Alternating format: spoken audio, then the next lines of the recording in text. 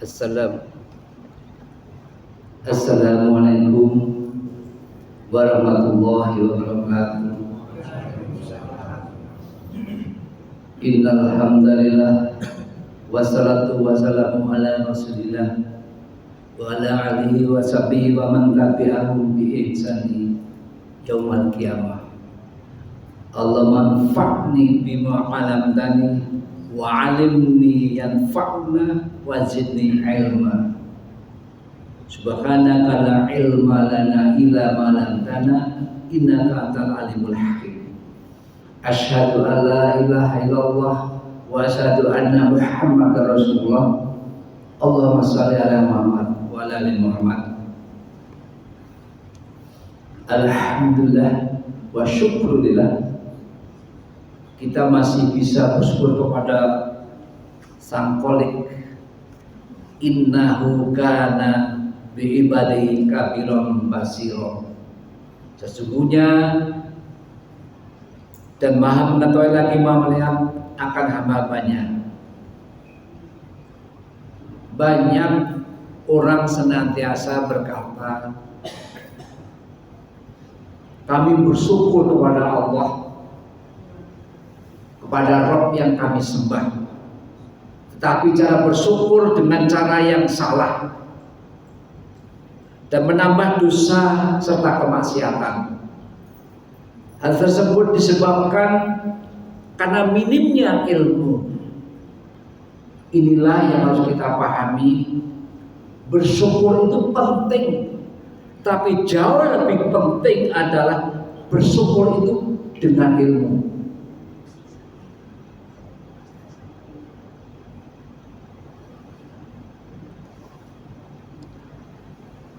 Dan seperti kita pahami bahwa surga itu identik dengan ilmu, sebagaimana ikan identik dengan airnya. Jika manusia menjauh dari ilmu, maka seperti ikan yang dijauhkan dari airnya. Siapapun di antara kita yang menjauhkan diri ilmu, maka dipastikan tidak selamat kelak di kehidupan di akhirat. Jamaah salat subuh rahimakumullah. Alhamdulillah pada saat ini ada Al-Mukarram, guru kita Ustaz Sarfat. Oleh karena itu kami mohon kepada Ustaz Sarfat untuk memberikan tausiah pada kami. Dan kira-kira mau di mimbar atau di sini? Di sini aja, Ustaz. Siap. Baik, terima kasih. Assalamualaikum warahmatullahi wabarakatuh.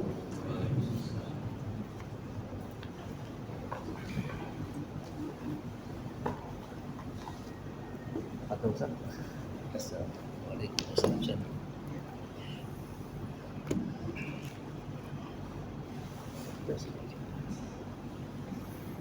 Bismillahirrahmanirrahim. Assalamualaikum warahmatullahi wabarakatuh. Waalaikumsalam. Alhamdulillah wassalatu wassalamu ala Rasulillah amma ba'du. Hadirin jamaah yang dirahmati Allah, karena tadi mukadimahnya sudah bicara tentang ilmu, maka kita lanjutkan aja judulnya tentang ilmu. Hadirin jamaah sekalian, ilmu yang Allah turunkan itu ada dua macam atau dua jenis. Pertama kita sebut ilmu yang resmi, dalam arti dia berupa wahyu, entah itu kitab suci Al-Quran ataupun juga kitab-kitab suci yang lain. Dan kalau untuk yang Al-Quran, sebenarnya yang Allah turunkan berikut juga dengan penjelasannya yang kemudian kita mengenalnya sebagai hadis-hadis nabawi. Jadi ilmu yang jenis pertama adalah ilmu yang resmi berupa wahyu, dibawa oleh malaikat Jibril kepada para nabi dan rasul, khusus yang buat nabi kita Nabi Muhammad itu namanya Al-Quran, sekaligus juga dengan penjelasan-penjelasannya, itu namanya hadis. Nah, ilmu yang kedua adalah ilmu yang kita sebutnya ilmu yang tidak formal atau yang tidak resmi lah begitu ya. Tidak dibawa lewat malaikat atau para nabi ataupun juga kitab suci, tetapi ilmu yang Allah turunkan bersifat ilham. Allah memberikan ilham. Nah, kalau yang kedua ini, ilham ini sifatnya adalah masih harus istilahnya harus difikir-fikirkan dulu, dicari dulu berdasarkan pengalaman, berdasarkan jam terbang. Ya, kalau bahasa kita sekarangnya, ilmu yang kedua ini adalah ilmu-ilmu tentang alam semesta, tentang teknologi, tentang sains, yang mana orang bisa mendapatkannya tanpa harus lewat kitab suci. Kalau ilmu yang pertama, jamaah sekalian, kita ini mendapatkannya ya lewat, ya istilahnya karena itu dari Nabi ya, diriwayatkan kepada para sahabat, diriwayatkan kepada para tabi'in, tabi'ut tabi'in, dan terus gitu ke bawah ya para ilmunya itu. Berarti jalurnya adalah lewat, kalau bahasa kitanya adalah ngaji kepada guru yang membawa riwayat, mulai dari ngaji yang teknis, baca Quran, kemudian baca tafsirnya, baca hadis, baca kitab fikih yang isinya itu tentang ketentuan-ketentuan hukum syariat dan sebagainya. Didapatnya dengan cara belajar atau mengaji lah, bahasa gampangnya begitu. Tapi kalau ilmu yang kedua yang terkait dengan ilmu Allah yang tidak resmi ini, sebenarnya dengan mengaji juga, tapi jalurnya bukan lewat riwayat. Karena tidak diturunkan kepada misalnya seorang nabi atau seorang katakanlah ulama gitu enggak ya, tapi diturunkannya ibarat air hujan gitu ya Pak ya, disebar. Mau dia orang Islam, mau dia bukan orang Islam, tergantung. Kalau dia menadahkan tangannya, maka air hujan itu dapat. Tapi kalau dia tidak menadahkan tangan, dia nggak dapat apa-apa. Nah, oleh karena itu ilmu yang kedua ini, kalau hari ini kita melihatnya, kayaknya itu yang lebih banyak menangkapnya malah bukan kita umat Islam, kayaknya, tapi malah orang-orang di luar Islam. Ya sebutlah misalnya kayak kemajuan teknologi gitu ya. Dulu si umat Islam pernah maju dalam bidang teknologi dan sebagainya. Ya itu karena mereka melakukan penelitian, percobaan, ya melakukan studi dan sebagainya sehingga mereka dapat. Tapi kalau nggak dilakukan, ya lama-lama ketinggalan dan orang lain malah menyusul. Dan ini nggak ada kaitannya dengan masalah keimanan atau istilahnya dengan belajar Quran, hadis, belajar agama itu enggak. Kenapa? Karena itu ilmu yang langsung dari terapan secara keseharian. Nah maka jamaah sekalian, ada dua ilmu yang Allah turunkan, yaitu pertama kita nyebutnya yang gampang mungkin ya, ilmu agama begitu ya. Sama satu lagi ilmu yang kedua kita nyebutnya biar gampang ya ilmu umum lah gitu kira-kira. Dua-duanya itu datang dari Allah. Hanya saja kalau yang pertama karena ini ilmu agama resmi kita belajar. Nah nanti kaitannya kan begini, siapa yang belajar ilmu agama dia akan mendapatkan kebaikan di dunia dan juga di akhirat. Sedangkan kalau ilmu yang tadi yang umum, ya dia akan dapat kebaikannya dunia saja karena tidak ada kaitannya dengan akhirat. Nah yang akan kita soroti yang pertama ini Pak, jamaah sekalian, ilmu agama. Jadi gini, ilmu agama ini sebenarnya kalau melihatnya dari sudut pandang kita, memang sih Allah sudah turunkan ilmu itu dalam Al-Quran, dalam hadis, ya kan? Itu sudah tersedia. Hanya saja begini jamaah sekalian, biar bagaimanapun juga ilmu yang sudah Allah turunkan di dalam Al-Quran itu tetap masih harus, ibaratnya bahasa kita itu masih harus diolah. Dia sebagai bahan baku tersedia, tapi untuk bisa jadi bermanfaat lebih luas, perlu pengolahan. Saya mau kasih contoh perbandingannya gini jamaah sekalian. Minyak bumi, ya. Minyak bumi itu jauh sebelum orang menemukan mesin-mesin mobil, mesin industri dan sebagainya, sebenarnya sudah dikenal oleh masyarakat dunia. Dari zaman dulu orang sudah kenal minyak bumi. Cuma, nah, masalah pengolahan atau penggunaannya. Orang menggunakan minyak bumi secara ribuan tahun itu sekedar buat menyalakan lampu atau obor. Berhenti sampai di situ. Atau yang kedua mungkin untuk melumaskan roda-roda pada orang dulu kalau naik kuda tuh ditarik apa namanya? Kereta kuda lah gitu ya. Untuk melumas itu aja, buat nyalahin obor atau lampu sama pelumas dah begitu. Itu minyak bumi.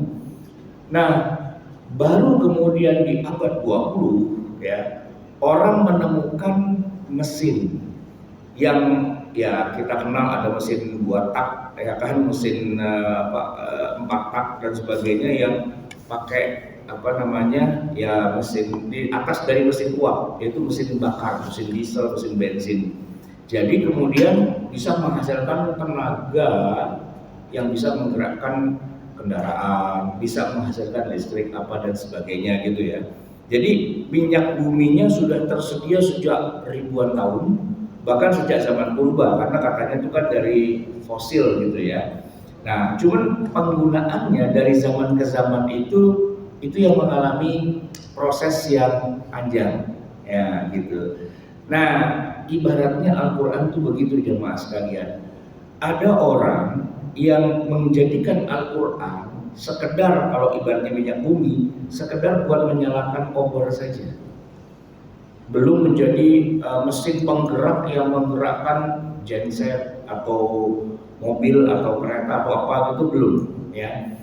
Ibaratnya kalau di Quran itu dia sekedar baru dibaca saja Al-Quran itu, dan itu ilmu juga sih. Membaca Al-Quran kan ada ilmunya, namanya ilmu tajwid. Yang paling dasar itu ya kita belajar huruf hijaiyah, nanti belajar mengeja. Di zaman sekarang ada yang namanya Iqra apa segala macam, tapi kemudian hasil akhirnya itu baru sekedar musabaqah tilawatil Quran lah gitu kira-kira. Sekedar ya berlomba membaca Al-Quran. Padahal sebenarnya di dalam Al-Quran itu kan terkandung ya sumber-sumber hukum. Nah, yang jadi masalah di kita selama ini, kalau kita istilahnya anak-anak lah ya, ayo ngaji gitu ya. Ayo ngaji itu berarti apa bentuk realnya? Ayo ngaji itu ya yang baca Quran kan pastinya. Udah dapat berapa juz gitu, udah berapa banyak tahsinnya, atau kalau lebih tinggi lagi udah berapa juz hafalnya kan gitu. Nah, itu nggak salah. Sebagaimana minyak bumi digunakan untuk menyalakan obor, itu nggak salah. Atau untuk melumaskan roda pada kereta kuda gitu nggak masalah. Cuman potensi besar minyak bumi itu belum berkembang gitu. Nah, para ulama itu kemudian melakukan kajian yang mendalam terhadap ayat-ayat Al-Quran yang kemudian melahirkan, nah kalau ibaratnya tadi minyak bumi, melahirkan mesin yang bisa menggerakkan gitu. Nah, ilmu itulah yang kemudian kita sebut dengan istilah ilmu fikih. Jadi sumbernya Quran, sumbernya hadis gitu ya, sebagai bahan baku diolah. Nah, cara pengolahannya ini yang canggih.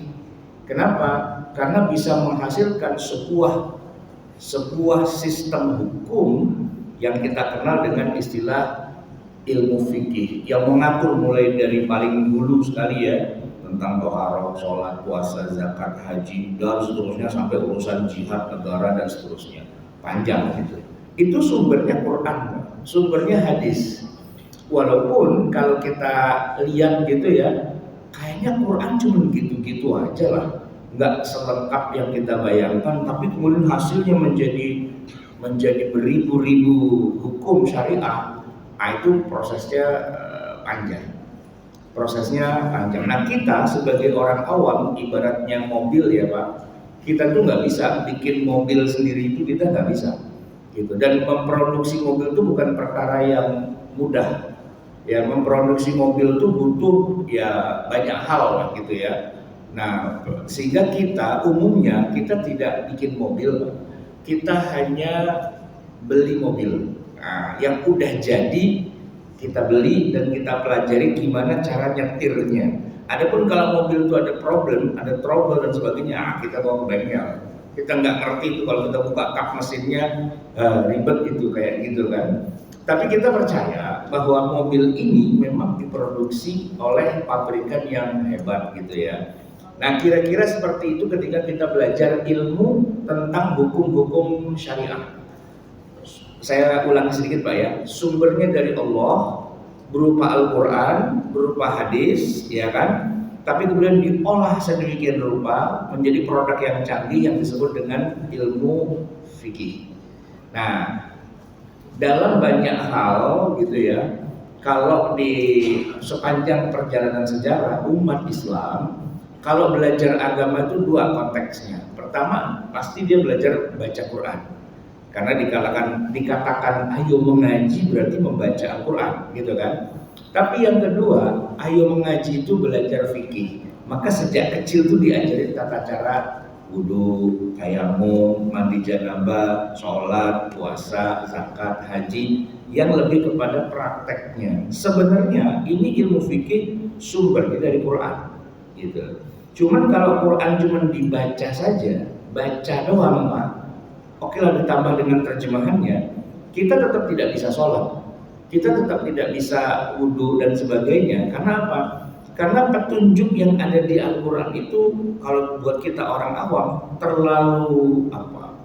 terlalu sulit untuk bisa difahami atau katakanlah bisa untuk digambarkan secara rinci. Nah, para ulama lah yang kemudian membangun sebuah bangunan besar gitu ya, yang disebut dengan ilmu fikih. Maka kita hari ini belajar Al-Quran bacanya, belajar hadis bacanya sebagai sumber, tapi hasil akhirnya itu adalah ilmu fikih gitu. Itu kalau kita ngomongin yang ilmu agama. Nah, jemaah sekalian, tadi saya katakan di awal bahwa ilmu itu ada dua. Ada lagi ilmu yang sifatnya umum gitu ya. Nah, kalau ilmu yang umum itu kan tidak berupa kitab suci, tidak berupa hadis, tapi ilmu yang umum itu berupa ilham. Allah memberi ilham kepada setiap orang. Nah, tinggal begini Pak, apakah ilhamnya itu kemudian dia lakukan penelitian lebih lanjut atau cuma sekedar oh gitu ya sudah gitu ya. Nah, saya harus kasih contoh nih Pak. Anaknya Nabi Adam alaihissalam itu kan ada dua yang berantem, satu pembunuh yang satunya lagi gitu ya. Pada saat saudaranya itu udah terkapar jadi korban mati gitu ya, Allah kirim dua ekor burung yang berantem, kedebak-kedebuk, satunya mati. Lalu burung yang mengalahkan lawannya itu yang masih hidup mengais-ngais di atas tanah, menggali kuburan. Lalu bangkai burung yang lawannya itu dicemplungin, lalu sama dia diuruk gitu. Itu dilihat sama anaknya Nabi Adam, siapa namanya itu ya, Habil sama Qabil gitu ya. Yang bunuh yang Habil dan Qabil, ya pokoknya salah satunya lah ya. Nah gitu. Nah itu Pak, terus dia langsung bilang begini, oh kenapa saya tidak melakukan hal yang sama yang dilakukan oleh burung itu. Nah burung itu Pak bukan malaikat, bukan, tapi Allah menitipkan lewat burung itu sebuah ilham gitu ya kan, sebuah ide ting gitu. Nah kalau dia manusia, ilham itu Pak bisa jadi sesuatu. Sedangkan kalau dia hewan nggak bisa Pak.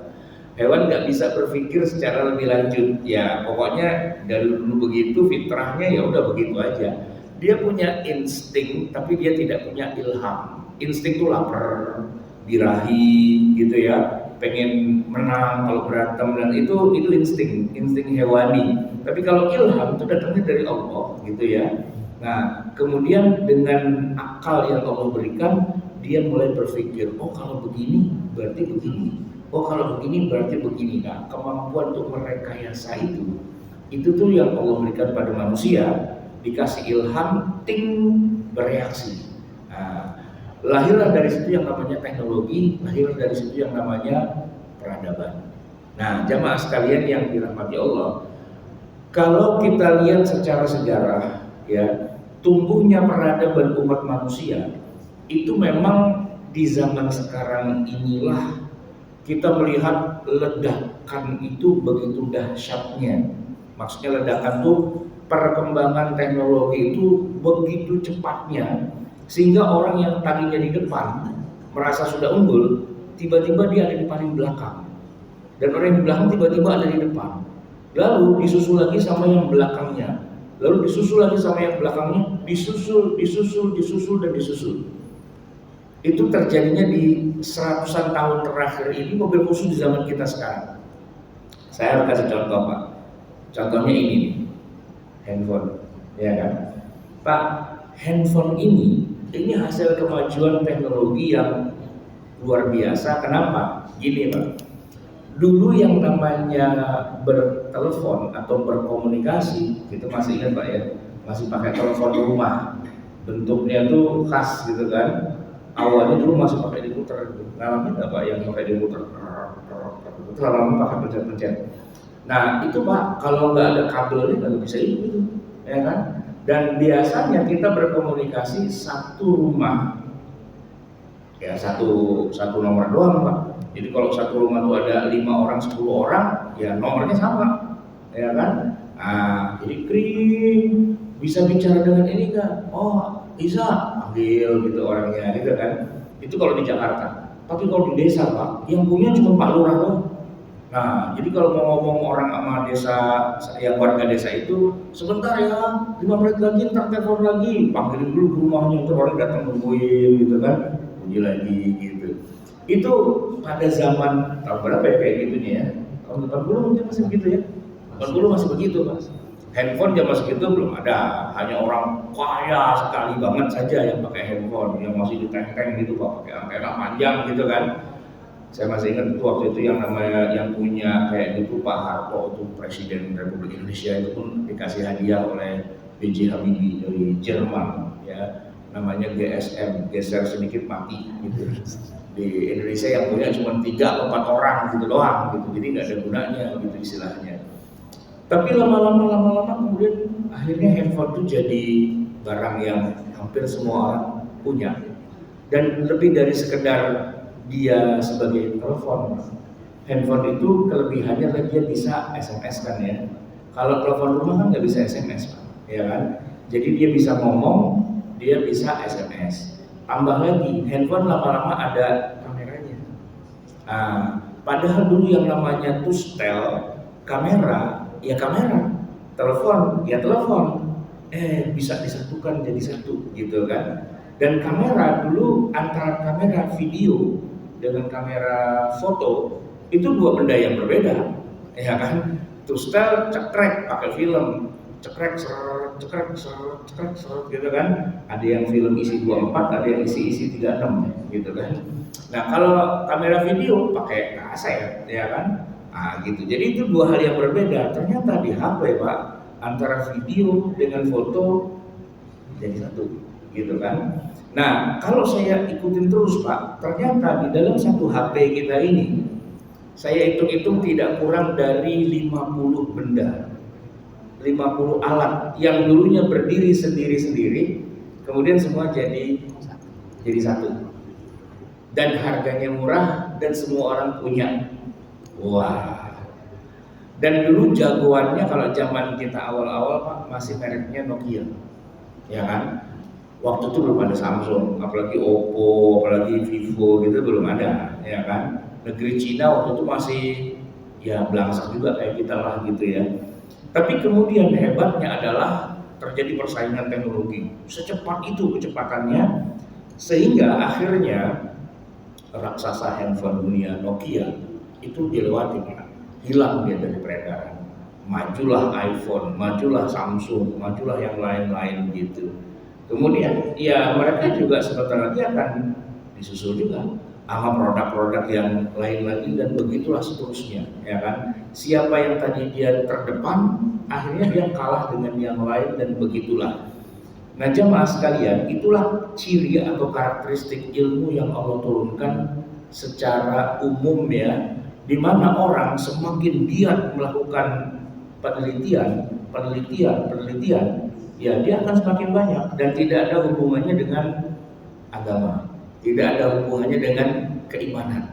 Ya walaupun dia tiap hari sholat, tiap hari dia beriman, apa segala macam, tapi kalau nggak bikin penelitian ya nggak dapat apa-apa, gitu. Nah jadi begini jamaah sekalian, saya hanya ingin mengatakan bahwa ilmu pengetahuan yang sifatnya sains teknologi itu tidak Allah titipkan lewat Quran, tidak Allah titipkan lewat hadis.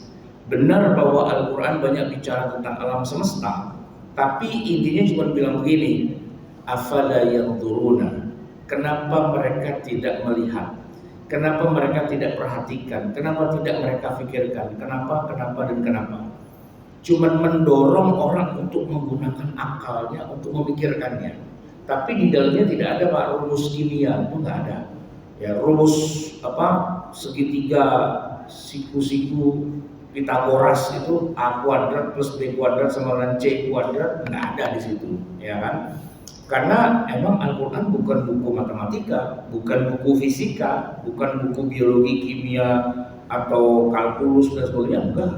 Itu adalah ilmu agama intinya. Cuman agama memang mendorong umatnya untuk mencari ilmu yang sains tadi itu, didorong Pak. Nah kalau yang didorong mau jalan ya jalan Pak, tapi kalau didorong cuek aja bodo amat ya nggak dapat apa-apa juga. Malah orang barat yang tidak beriman, malah mereka yang lebih dulu. Nah jamaah sekalian, terkait dengan ketertinggalan umat Islam dalam bidang sains dan teknologi ini, kita sebenarnya tidak perlu pesimis. Kenapa tidak perlu pesimis? Karena melihat perlombaan itu juga ternyata di kalangan dunia barat lah gitu secara umum ya, itu juga persaingannya sangat ketat ya. Dulu yang menguasai otomotif dunia itu Amerika atau Eropa lah, mobil-mobil dari Eropa ya, dari Jerman kayak mobil Mercedes, BMW, atau mobil kayak VW itu dari Jerman, atau mobil Prancis kayak Peugeot dan sebagainya, mobil dari Inggris kayak Audi gitu ya, atau mobil Amerika kayak GMC dan sebagainya dulu tapi sekarang era kejayaan mobil-mobil Eropa Amerika itu sudah mulai bergeser. Mungkin yang agak masih ada ke Tesla gitu, itu kemahalan gitu ya, kalah dengan mobil-mobil Jepang, Honda, dengan Toyota dan sebagainya. Jepang bisa bikin dengan teknologi yang lebih maju ya kan, tapi harganya lebih kompetitif. Sehingga bahkan Amerika saja pun impor mobil dari Jepang.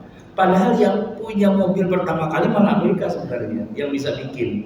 Tapi setelah itu kalah dia secara persaingan ya, teknologinya kalah, marketingnya kalah, jadi Amerika beli mobil malah dari Jepang, dari Korea dan seterusnya gitu. Nah sekarang ini kita sedang menonton juga ya pertandingan berikutnya, babak berikutnya, mobil-mobil Jepang dan Korea dikalahkan oleh mobil-mobil dari Cina. Lomba gitu kan. Jangan dikira yang pemenang itu akan selalu menang terus. Enggak, dia sebentar lagi akan dikalahkan dan dikalahkan.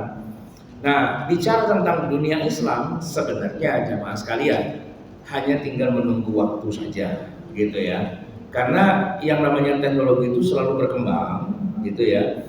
Nah, siapapun yang terus-menerus mengembangkan teknologinya itu dia akan dapat gilirannya.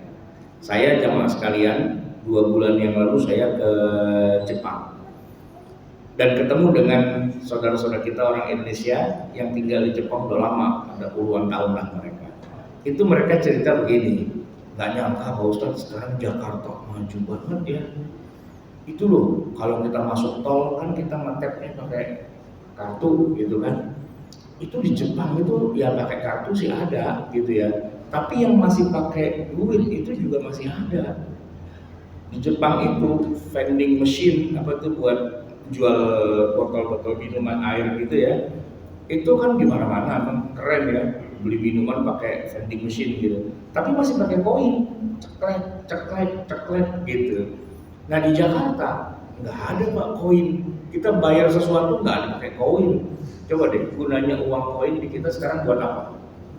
Tuh kalau parkir di Indomaret buat ngasih, nah iya pakai koin itu kan. Cuman itu doang gunanya. Tapi yang lain-lain itu udah kris gitu kan, beli somai aja nggak mau dibayar pakai duit gitu. Berapa duit bang? Nggak pakai duit, ini pakai kris aja. Pakai kris, jreng gitu. Itu Pak, di Jepang belum ada model kayak gitu malah. Jadi kita kalau secara tidak langsung ya sebenarnya lebih unggul dari Jepang. Saya di Jepang itu naik kereta cepat Pak, dan di sana namanya Shinkansen, ya kan. Nagoya Tokyo cuma 2 jam, itu Jakarta Jogja gitu, 2 jam gitu. Tapi begitu saya lihat kecepatannya, dia hanya sampai 300 km per jam. Nah, naik dari Halim ke Tegaluar di Bandung itu Pak, bus kecepatannya 350. Jadi saya sama istri saya pas malam takbiran Idul Adha, karena saya khutbah Jumat dan khutbah Idul Adhanya di Trans Studio Bandung, saya malam takbiran ke sono. Nah begitu naik tuh dari Halim, kata istri saya, pesan kopi gitu di di restorasinya itu. Begitu mau diminum, ting-tung sudah sampai lah, baru mau minum kopi udah nyampe gitu, 20 menit Pak nyampe ke sono. Gila itu, berarti kan teknologi kita lebih maju dong dari Jepang, walaupun baru dari Jakarta Bandung doang gitu. Harus kan Jakarta Bandung sampai sono, sampai Bali gitu, sampai mana gitu kan. Nah artinya gini, walaupun kita baru mulai, tapi kita juga lebih unggul sebenarnya gitu. Artinya banyak hal yang beberapa negara lain. Saya terakhir tuh kemarin nonton youtuber dari New York, orang Amerika, ya kan. Dia mendarat di Jakarta, mau keliling-keliling naik busway, naik MRT, naik LRT. Dia tuh terkagum-kagum kenapa? Gak ada nih alat transportasi kayak gini di New York, gak ada gitu loh. Apalagi yang namanya stasiun busway, stasiun MRT, LRT itu bersih, cakep, enak, nyaman. Kita kalau di New York itu naik kereta subway yang bawah tanah itu ya, kalau berhenti di sebuah stasiun kita deg-degan gitu, mana lampunya kedap-kedip, gitu, mana isinya bandar narkoba semua di situ, gangster semua. Kita nggak yakin kalau kita pulang tuh nyawa masih ada, gitu, ya kan? Separah itu. Padahal dulu yang namanya New York itu kan ya pusat peradaban lah, gitu. Tapi sekarang mereka mulai mundur, dan kita justru sekarang mulai maju, gitu, dengan teknologi yang semakin maju yang kita terapkan hari ini. Nah bisa-bisa saja ke depannya ya kita akan unggul.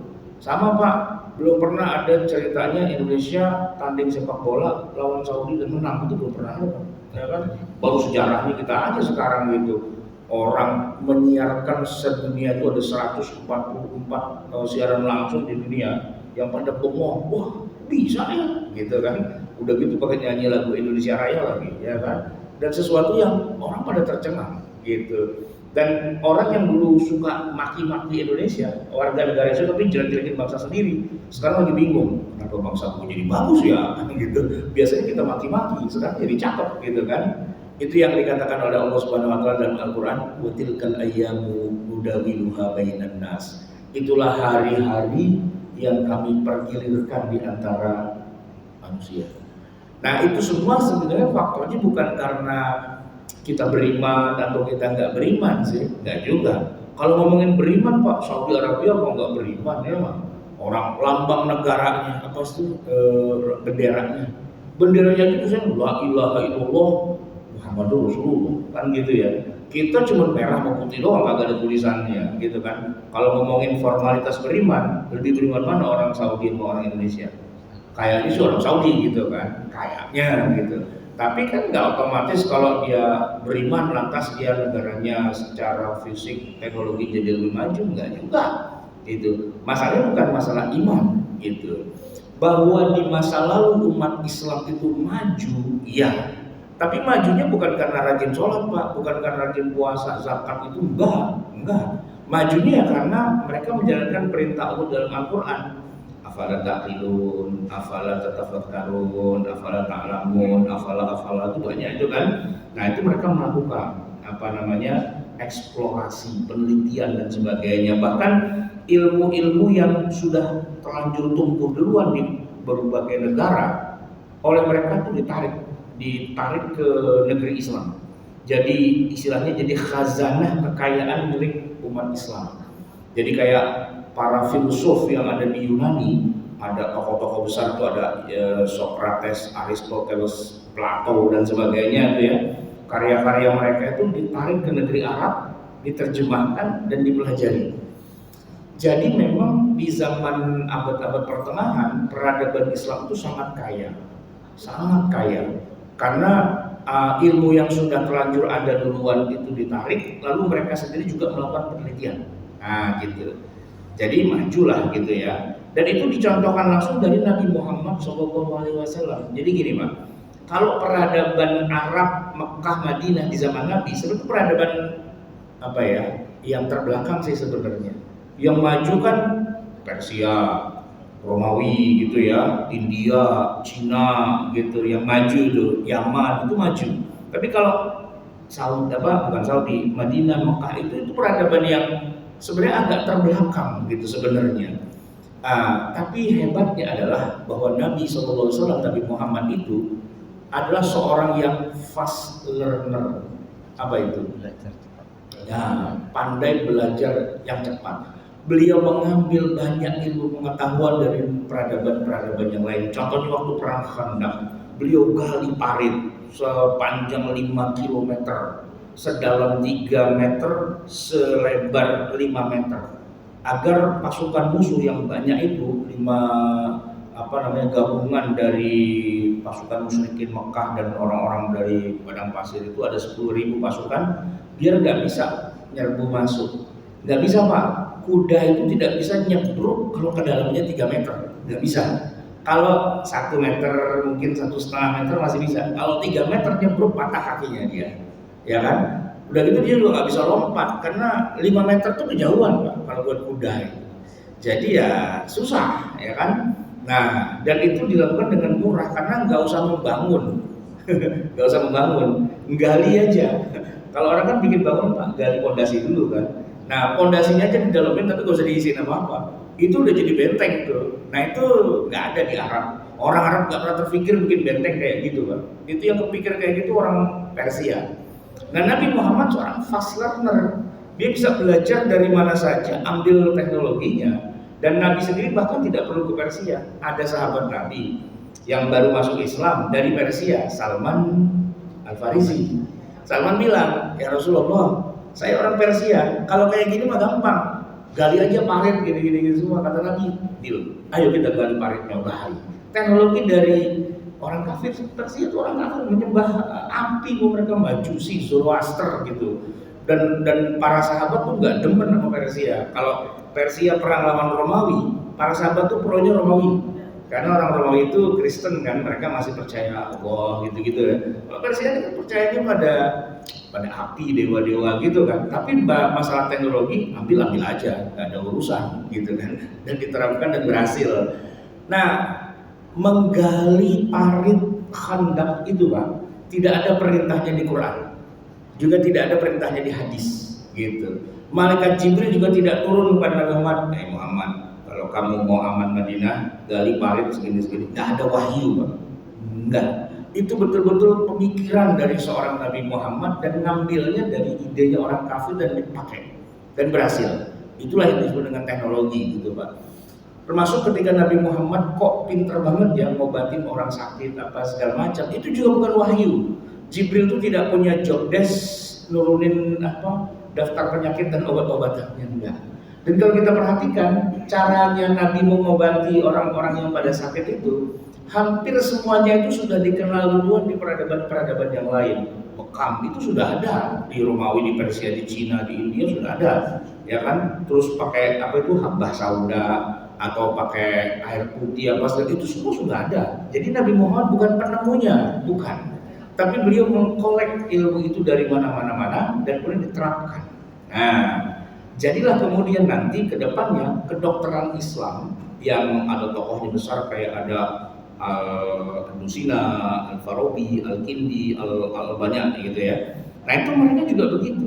Ilmu kedokteran yang mereka temukan itu bukan mereka gali dari Quran atau dari hadis, enggak. Tapi ya dari ilmu pengetahuan yang sudah ada sebelumnya dari bangsa-bangsa yang lain, itu yang mereka pelajari, mereka terapkan, lalu mereka kembangkan, gitu Pak. Nah maka Jepang itu bisa bikin mobil, itu nggak ujuk-ujuk tiba-tiba bikin mobil Pak, tapi dia belajar dulu ke Amerika, ya kan? Dia pelajari semua, bahkan kalau perlu, saya baca ceritanya lucu tuh Pak. Amerika kan nggak mau kasih ilmu tentang bikin mobil semua, dia beli Pak mobil tuh bulat-bulat dibawa pulang ke Jepang, dibongkar, dipretelin semua spare partnya untuk dipelajari, kan begitu. Nah majulah dia begitu kan. Jadi balik lagi ke tema awal kita Pak, bahwa kita ini mundur secara peradaban teknologi itu gak usah terlalu khawatir.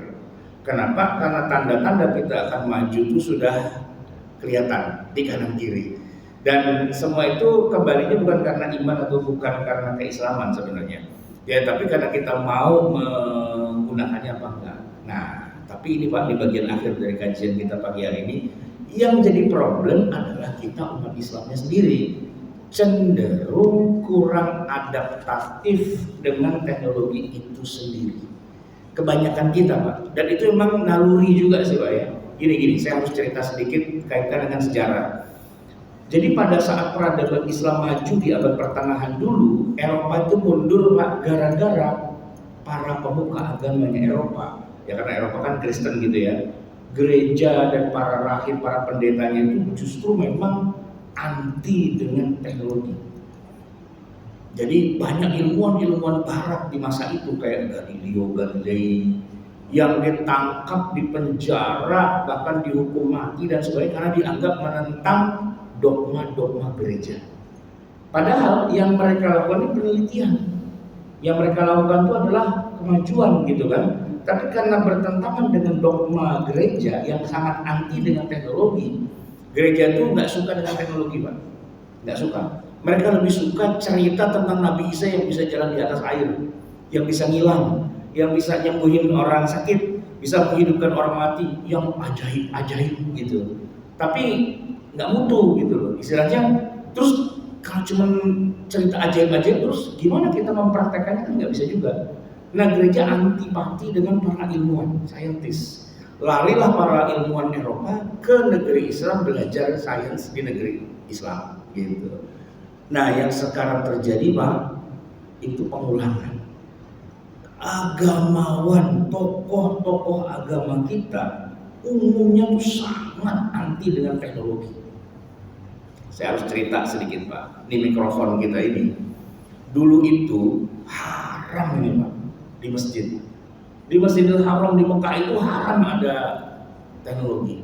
Para ulama yang mengeluarkan fatwa haram gitu. Nggak tahu apa sebabnya, pokoknya haram gitu aja, gitu kan. Foto haram, apa haram, semua yang berbau teknologi itu haram. Nah, tapi memang pada akhirnya gimana ya? Walaupun diharam-haramin, tapi ini namanya kemajuan teknologi nggak bisa dibendung Pak. Rakyatnya tetap jalan terus dengan teknologi itu. Akhirnya lama-lama ya mereka nggak bisa haramin lagi. Sekarang ini Pak, yang namanya sound system di Masjidil Haram, sound system tercanggih di dunia Pak. Itu mereknya Jerman itu Sennheiser. Iya. Mahal tuh, miliaran tuh Pak. Saya kalau lihat tuh Sudais tuh kalau lagi mau jadi imam, ada mikrofon 3 di sini, mikrofon 3 di sini sama di bawah. Terus speaker itu rata di Masjidil Haram itu kan. Dan satu lagi, kalau dinyalain tuh nggak pernah itu feedback. Kalau kita kan suka nging gitu kan, nggak ada misalnya ngangin gitu, nggak ada. Itu udah yang the bestnya lah gitu, yang paling topnya. Susah kita mau cari saingannya. Nah tapi ingat 100 tahun sebelumnya ulama di Islam bilang haram gitu.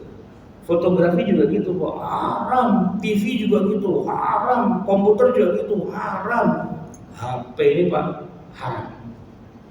Ya tapi ya gimana ya, dibilang orang herem, tapi teknologi nggak bisa dibendung. Saya masih ingat Pak, dulu bapak saya saja mengharamkan TV, bukan bapak saya sih, kiai-kiai di kampung di Jakarta itu masih mengharapkan TV. Nah bapak saya yang kemudian akhirnya beli TV. Cuman bilang sama anak-anak, jangan bilang-bilang kalau kita punya TV, entar kita dibilang haram, gitu kan. TV itu haram, gitu, karena isinya merusaklah apa segala macam gitu-gitu semua. Komputer juga haram. Saya masih ingat lagunya Oma Irama yang mengharamkan komputer, masih ada itu kan, ya kan? Termasuk internet juga haram, masih ada. Nah yang masih haram tuh Pak ini. Coba deh, Bapak kalau punya anak ke pesantren pasti haram pegang HP. Santri nggak boleh pegang HP, ya kan? Merusak, mengganggu, gitu kan? Gitu-gitulah semua. Saya bilang, apa urusannya HP kok merusak, mengganggu? Justru di dalam HP ini ada lebih dari 50 alat yang sangat berguna buat kita. Ajari cara menggunakannya dengan benar, dengan positif, bukan malah haramin gitu loh. Tapi susah Pak, mengubah paradigma. Orang itu kalau sudah kadung memandang sesuatu pokoknya nggak boleh, ya udah nggak boleh. Kalau dicari kenapa alasannya nggak boleh, ya karena begini, madorot dan sebagainya. Terakhir nih Pak, saya masih ingat dulu tahun 90-an. Waktu itu Pak, jembatan Suramadu, Surabaya Madura itu lagi jadi sumber demo besar-besaran di Madura. Kiai-kiai semadura itu demo menentang kebijakan, waktu presidennya masih Pak Harto ya, menentang kebijakan Pak Harto yang rencananya mau bangun jembatan Suramadu. Tahu nggak Pak alasannya? Membendung jangan sampai arus jahiliyah dari Pulau Jawa masuk ke Madura. Iya bener Pak, nggak percaya. Tahun 90, udah 90-an, udah 92, 93, sebenarnya Suramadu belum dibangun. Itu para ulama demo, saya aja ikut demo kok gitu. Demo kepada Pak Harto. Kenapa? Jangan sampai Madura, pulau yang banyak ulamanya, itu berubah jadi rusak sekuler gara-gara dibangun jembatan dan arus jahiliyah kemungkaran dari Jawa masuk. Segitu Pak cara berpikirnya gitu. Ya kalau sekarang kita ketawa, apa sih lo, arus apaan emang? Ya ini kan buat transportasi, buat apa dan sebagainya. Tapi orang zaman segitu berpikirnya kayak gitu Pak. Nah gitu. Internet juga begitu dulu, ya kan? Saya masang internet di rumah diomelin bapak saya. Ngapain masang internet? Buang-buang duit, gitu dan sebagainya. Ya kalau hari ini Pak kita rekaman tuh kita putar lagi, kita ketawa. Lah kalau nggak bisa pakai internet, nah kita bayar pakai OVO gimana nih? Ya kan? Bayar pakai kris gimana? Kan internet semua hari ini. Jadi kan sesuatu yang nggak bisa dibendung. Tinggal masalahnya gini Pak, harusnya dengan kemajuan teknologi yang sedemikian cepat, kita harus antisipatif. Kalau mau dipakai jadi negatif bisa, sangat bisa. Ya dan banyak negatifnya kita tahu semua. Misalnya medsos Pak ya. Saya mau tanya, antum punya medsos kan ya? Siap. Punya kan? Negatif atau positif kebanyakannya? Banyak positifnya. Banyak positifnya, negatif banyak juga kan? Ada juga. Iya. Ada TikTok yang joget-joget, apa yang begitu-begitu kan, judi online ya kan, pinjol apa gitu kan banyak tuh dengan internet. Iya. Kalau dicari madorotnya banyak banget madorotnya. Nah, masalahnya yang manfaatnya sebenarnya potensinya besar. Cuman kan kita nggak pernah mencoba menghajar madorotnya dengan yang manfaat. Itu belum gitu. Cenderung kita bilang haram, jangan pakai HP, jangan medsos, jangan, cuma gitu doang. Tapi kita tidak memberikan alternatif. Iya, kalau kita biarin aja isinya yang haram semua. Tapi kalau kita lawan dengan yang positif semua, harusnya bisa, gitu kan? Yang negatifnya pasti minggir, harusnya tuh Pak. Nah problemnya tadi itu Pak, karena kebanyakan kita tuh nggak mau, anti dengan hal gitu, atau masih menganggap apa lu sok-sokan pakai teknologi segala gitu Pak, dianggap berteknologi itu adalah sok-sokan gitu, bahaya banget sih gitu. Nah itu Pak, yang model-model kayak gitu masih banyak tuh di tengah masyarakat kita, sehingga tidak terlalu adaptatif, tidak terlalu merespon kemajuan teknologi. Ya saya bisa memahami Pak, kenapa? Pertama karena teknologi itu kan datangnya dari barat. Kita selalu menganggap wah yang dari barat pasti harus kita curigai gitu kan. Nah yang kedua, kita juga berpikirnya kayak ya sama di mana-mana Pak. Sesuatu yang baru itu biasanya orang langsung rentan, nggak suka gitu. Sebagai contoh gini Pak nih ya, buku ya di zaman modern kan semua serba digital, ya kan? Tapi saya masih selalu ketemu dengan kalangan yang anti buku digital, ya kan? Nah, maunya buku yang beneran, yang ada di rak, di lemari dan sebagainya gitu. Karena buku digital buat dia banyak kekurangannya dan sebagainya lah gitu. Jadi ya agak susahnya adalah orang masih berpikir enakan yang lama, enakan yang dulu dan sebagainya. Pak, saya waktu beli mobil Matic tuh Pak, tahun 2002, sebelum tahun 2000 saya beli mobil Matic Pak. Saya dimaki-maki sama semua keluarga saya. Dimaki-maki mobil Matic. Gara-garanya apa? Mobil Matic mahal, ya kan? Gampang rusak, boros, perawatannya susah. Sama yang terakhir, belagu banget sih lu. Tang punya duit banyak beli mobil Matic, udah beli yang biasa aja gitu kan. Dia melo-melo Pak, karena di zaman tahun segitu Pak, Matic itu dianggap apaan sih gitu loh, ya kan. Tapi hari ini Pak, mobil kalau nggak Matic mati kita di tengah macet gitu kan. Semua serba Matic. Dan kalau dibilang Matic boros, ntar dulu Matic tahun berapa? Kalau zaman sekarang Matic wah udah mengalahkan semuanya. Sama tuh Pak, kalau zaman dulu tuh kalau kita punya mobil, punya motor, pagi-pagi jam segini Pak, kita keluarin taruh depan rumah, lalu kita genjot starter, ngeng kita panasin. Zaman dulu tuh Pak, ya kan? Mobil atau motor mesinnya mesti kudu dipanasin kalau pagi biar awet, katanya gitu. Benar sih Pak, mobil tahun segitu memang begitu. Tapi mobil-mobil produksi sekarang udah nggak kayak gitu, ya kan? Malahan, nah ini yang lucu Pak, tahu nggak Pak, mobil kalau bis atau truk kan mesinnya diesel pakai solar kan, itu bahkan solar tuh nyalain terus aja gitu. Dia beli solar di pom bensin aja mesinnya nggak dimatiin, ya kan? Kenapa? Karena kalau solar biarin panas terus aja, kalau pakai dimatiin ntar dia begini dan sebagainya. Tapi itu solar kampung Pak, jangan dulu solar begitu. Solar yang baru, diesel yang baru, enggak. Saya tahunya waktu lagi di Mekah kan naik bis nih rombongan jamaah umroh gitu kan. Pas bisnya berhenti di lampu merah, jet, mesinnya mati Pak, jet. Saya kaget, sopirnya kebetulan orang Indonesia. Mas, mati mesinnya? Iya Pak Ustadz, santai aja. Kenapa? Di sini mesin udah begitu semua. Kan juga begitu hijau, saya injek gas langsung nyala lagi. Bener. Begitu hijau, injek gas nggak pakai starter, langsung nyala lagi. Keren banget. Ini mesin solar. Bukannya solar jangan dimatiin. Solar jangan dulu Pak Ustaz. Kalau zaman sekarang udah modern katanya gitu. Oh gitu. Saya pulang ke Indonesia Pak, naik PCX, naik apa terus sekarang gitu juga kan. Kalau berhenti lampu merah, jet mati lah. Kenapa mati nih? Gitu kan. Gasnya ditarik lagi langsung jalan lagi, starter lagi. Keren saya bilang. Orang zaman dulu mana bisa begitu Pak. Motornya Vespa disolah sampai setengah jam belum nyala-nyala tuh. Businya banjir. Ya mesin zaman dulu gitu kan. Nah, apalagi sekarang nih, udah pakai listrik. Orang masih anti dengan yang listrik. Ntar baterainya kuat loh, ntar harga baterainya lebih mahal dari mobilnya kan gitu kan. Iya sih sekarang secara teknologi belum sebagus itu.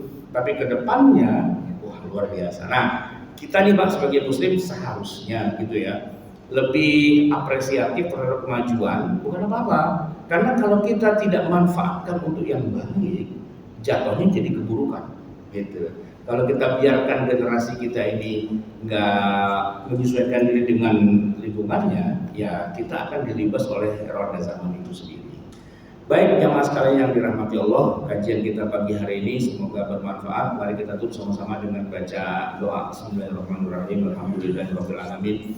Hamdan yuwafi ni'amahu yukafi mazidah ya Rabbana. Lakal hamdu wa lakal syukru kama yanbaghi li jalali wajhika wa li 'azimi sultanik. Allahumma shalli wa sallim wa barik ala sayyidina Muhammad wa ala ali sayyidina Muhammad. Rabbana zalamna anfusana wa illam taghfir lana wa tarhamna lanakunanna minal khasirin. Rabbana amanna bima anzalta wa taba'na ar-rasula faktubna ma'asy syahidin. Rabbana la tuzigh qulubana ba'da idh hadaytana wa hab lana min ladunka rahmah innaka antal wahhab. Rabbana atina fid dunya hasanah wa fil akhirati hasanah wa qina adzabannar. Wassallallahu ala sayyidina Muhammadin wa ala alihi wa sahbihi wasallam walhamdulillahi rabbil alamin. Wassalamualaikum warahmatullahi wabarakatuh.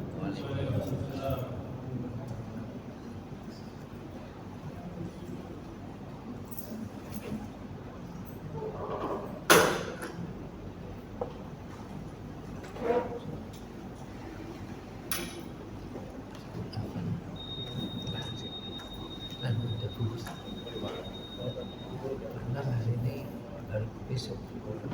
Oh, ke apa? Umroh lagi. 12 hari. Oh, berarti. Kan